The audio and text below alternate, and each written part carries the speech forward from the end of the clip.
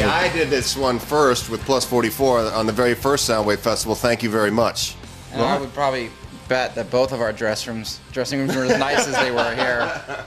Yeah, I was just looking outside. You've got some fake sand and a fake cactus. Well, It's a requirement for us. Yeah. We want dirt. We have a gigantic dream catcher out there, too. So, yeah, did you see that? I'm going to check it, see if I caught anything. I caught a couple dreams of some naked men. Right.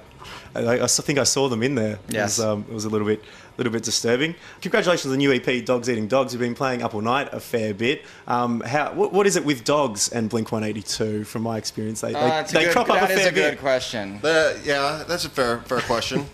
Dogs Eating Dogs, the title of it, I actually got because I was reminiscing about the Ernest Shackleton expedition down to Antarctica, where a ship got caught in the ice and they had to winter on these islands, and they actually were forced to eat their dogs.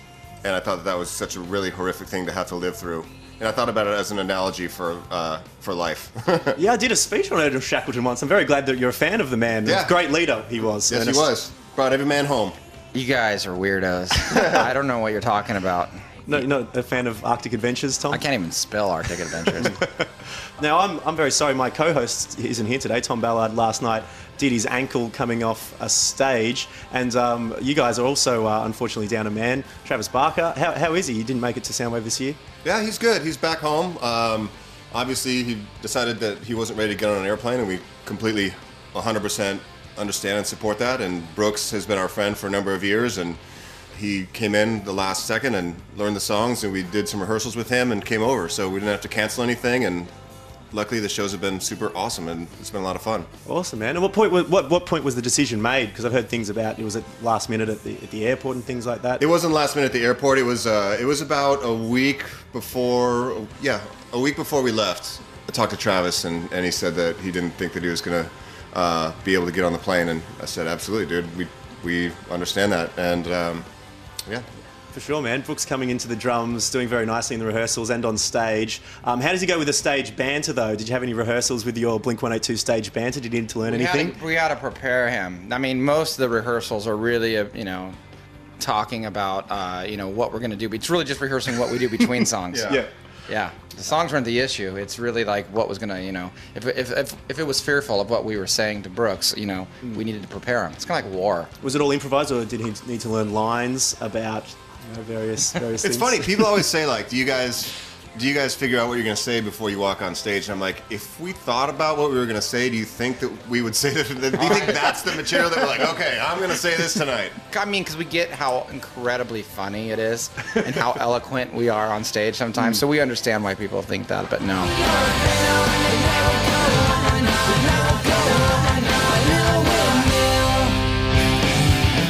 As far as performing these songs, did you think writing tracks like Josie and Damn It that would last this long and mean so much to so many people over so many years, to be timeless? I remember, we said when we wrote those songs. It's funny because like even the song "What's My Age Again" talks about using a payphone, and who uses a payphone? People still rock out to it. Yeah.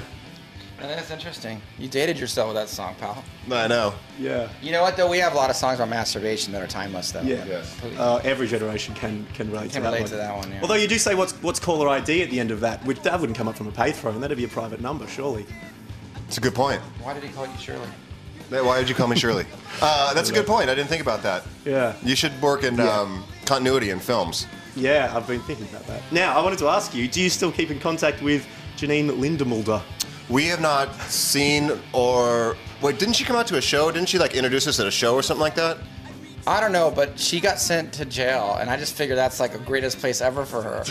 Why is that? Well, it's just all women. And if you were a fan of her work, you would realize that she partakes of the women a lot. I've just read about the work. I haven't actually seen. Yeah, I was only forced to see it because we had to work with her. It was a partnership. Yeah. I watched the material. She comes and takes a photo. So did you contact her after seeing material, perhaps? Where did the actual Janine... It came about that someone had the idea for using a model on the front of the thing, and then somebody else said, well, why don't we get a Playboy model? And I said, why don't we get an adult film star? And that's where it came from. And then they brought a girl in, and you're like, oh, okay, we can do that too. Yeah. Great. Well, I hope she's going well, Janine, wherever she is at the moment. Now, I've got a couple of questions. People are so excited to have you on Triple J, so they got hit us up on Twitter. Alex has said, when is the Blinkumentary coming out, and what can we expect from that? Well, that is a work in progress. Right. we worked on that for quite a while, and I think by the time that it started kind of finishing up, it was all outdated. So, and it wasn't really, I don't think it really reflected what we wanted to put out. So there's a lot of talk of doing it in a better way. You know, we weren't really hands-on, and we'd like to be hands-on with all of our art and with each other.